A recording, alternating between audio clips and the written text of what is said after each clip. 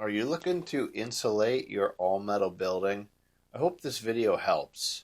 In this video, you're going to see the insulation process of how I put insulation into my 1,200 square foot metal building.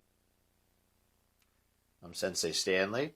I'm the owner and head instructor at Student First Martial Arts and Fitness in Monroe, North Carolina, to where I'm trying to spread the word of Judo, trying to get more people involved in it, trying to help people understand it. Now this video is quite a bit different than probably most of my videos because this is more of a construction based video. So I hope that this helps you out. If you are in the market of, starting your own dojo and want to use me as an example, awesome. Please reach out to me. Let me know if you have questions about anything on this video. I'll be happy to help you. Enjoy. The insulation that I went with, this is called double bubble reflective insulation. It's lightweight and it's more to insulate heat as compared to cold, but it is going to insulate some cold. I'm going to show you what it looks like up close. So we have a silver reflective material on one side, and on the other side is going to be white. And as you can tell, this kind of looks like bubble wrap. The building is all metal, so how are we going to attach the insulation to the walls and the ceiling? If you notice up top, I've already installed pieces of 1x2 wood strips. I glued these strips to the ceiling as well as to the beams, and then I had to put a little bit of a spacer between the wood and the ceiling. It was only about a ½ inch gap, and I'll show you that when we get up there to check it out up close. One thing I did notice right away was there was not a lot of videos out there on YouTube that showed how to properly install this double bubble reflective insulation. So let's start cutting up some 1x2s and I'll show you how I put them into the rafters above.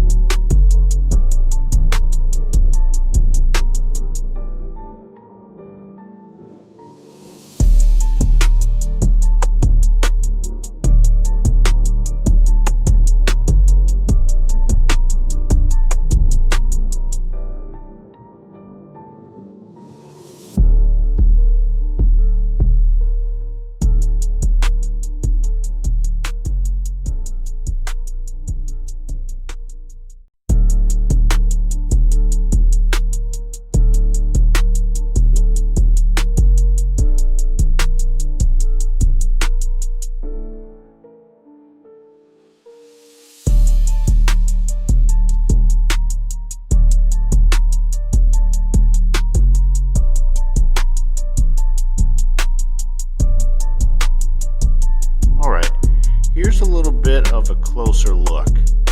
So what I did was I took these pieces of 1x2 and I attached them to this little lip, this overhang. And I did that on the top and the bottom. I cut this 1x2 a little bit longer than the space so that it would set on the lip of the rafter. I attached the 1x2 to the rafter with liquid nail. I have some right here. This is what I use, liquid nail.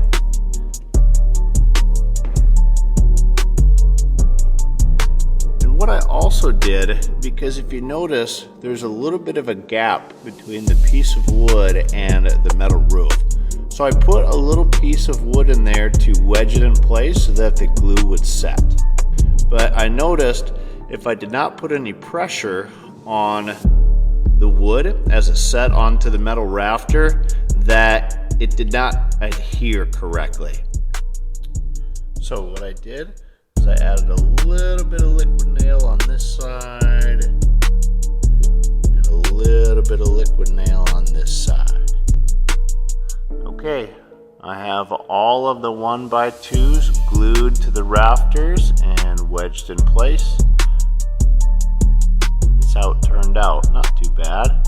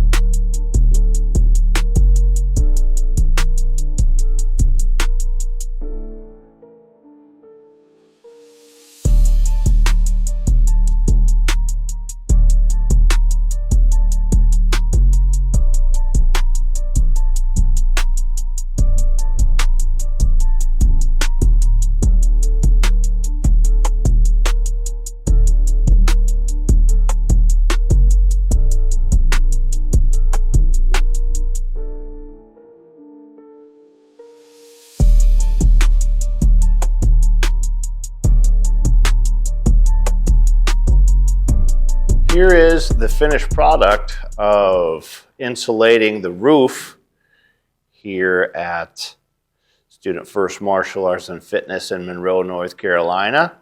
For the most part, it turned out pretty well. I do have some pros and cons for this that I'm going to discuss. But here's what it looks like. I definitely think that it looks pretty good.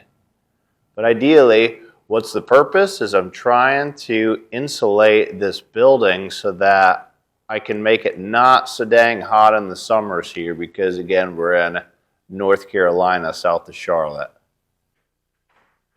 So now we've moved on to the wall. What I've done is taken a similar approach. I took these 1x2 slats of wood and I glued them onto the face of the siding here, the metal siding for the shed. So, and what I did is I used some clamps and I clamped this wood slat against the wall so that we can have a good connection with the glue. One thing that I did change from the ceiling to the walls is I started using a Gorilla Glue product for the glue instead of what I had been using before.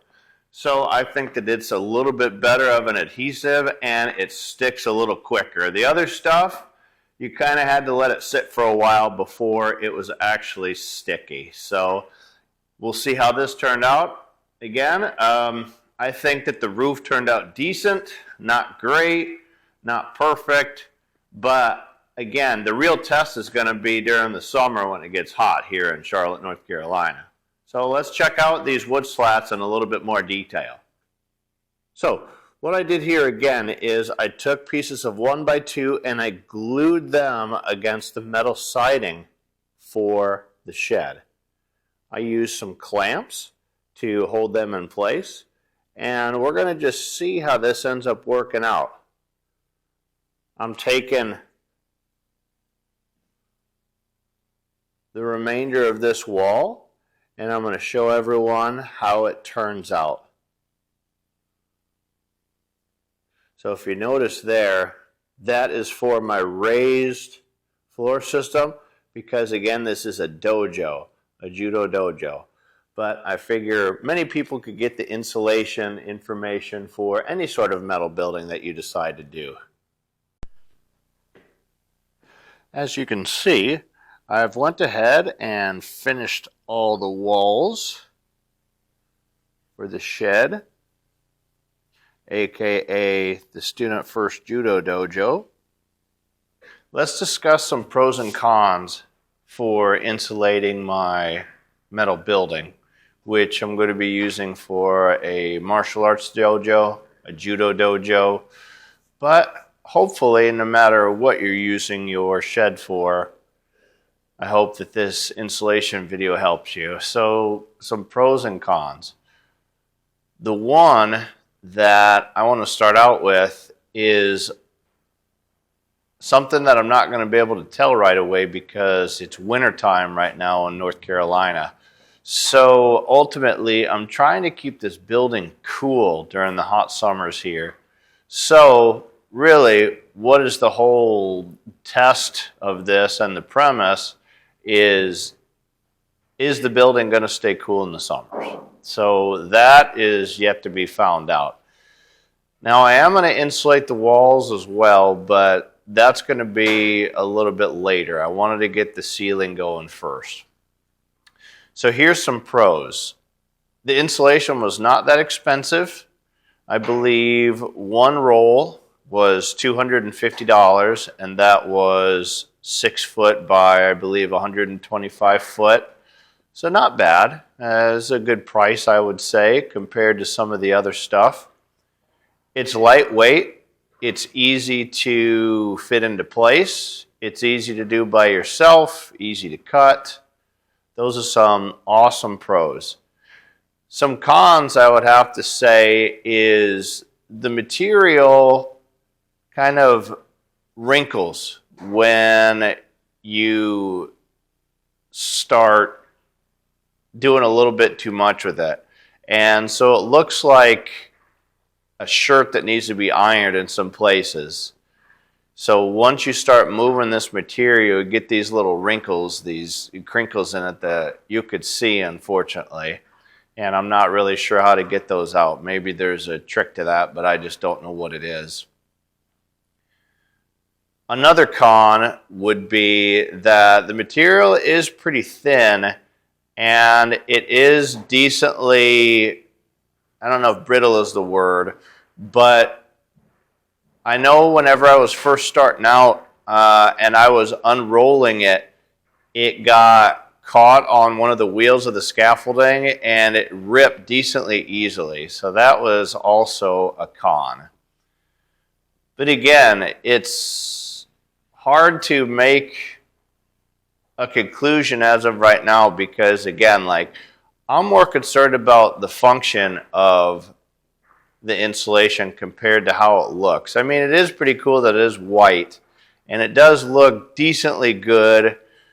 You know, me being the perfectionist that I am, I'm always notice all the imperfections about everything that I do and how I think that I could do better. But I don't know, as far as insulation and the way that it looks so far and the price, you know, maybe a 7 out of 10.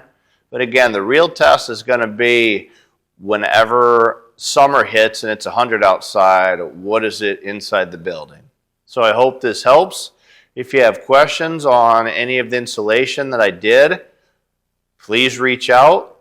You could message me here on YouTube, or you can email me for the email down below, or comment, and I'd be happy to help you any way that I can. Good luck, everybody. See ya. Thanks for watching the video. I really hope that it helped you. If you have any questions, again, please feel free to reach out to me. If you want to learn more about the dojo or the building, you could watch this video that I have linked onto this page to show the construction of the building from dirt to the last piece of metal framing that goes on the roof. Or check out any of my other videos. So appreciate it. Thank you so much. Bye.